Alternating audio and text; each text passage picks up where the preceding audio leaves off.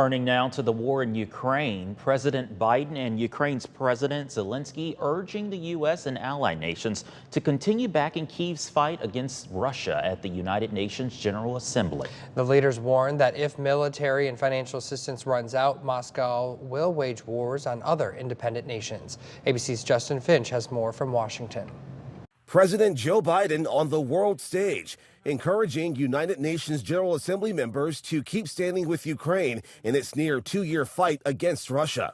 Russia believes that the world will grow weary and allow it to brutalize Ukraine without consequence.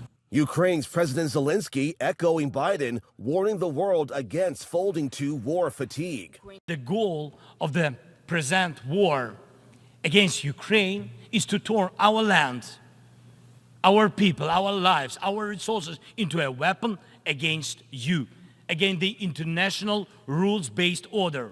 Zelensky now set for a return visit to Washington tomorrow, where a federal government shutdown looms as Congress feuds over funding, including for Ukraine. Last year, Zelensky addressed a joint meeting of Congress to wide bipartisan support. But this year, there's no money. It's not a good time for him to be here, quite frankly. Any money we give to Ukraine, we're borrowing from our future. Leadership in the now Republican-led House is slamming the White House's $24 billion proposal for Ukraine's security and humanitarian aid, including House Speaker Kevin McCarthy. I don't think I have to commit anything. Where's the accountability on the money we already spent? What is the plan for victory? The speaker reversing course after telling a Russian reporter in May that he will continue supporting Ukraine. The president insisting the U.S. can't double back now with the world and history watching.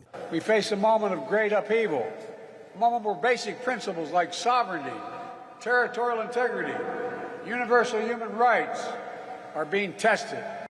Now, on top of the White House meeting with President Biden tomorrow, President Zelensky will have meetings with the White House and Senate members on Capitol Hill. Since the beginning of 2022, the U.S. has committed over $76 billion in funding for Ukraine.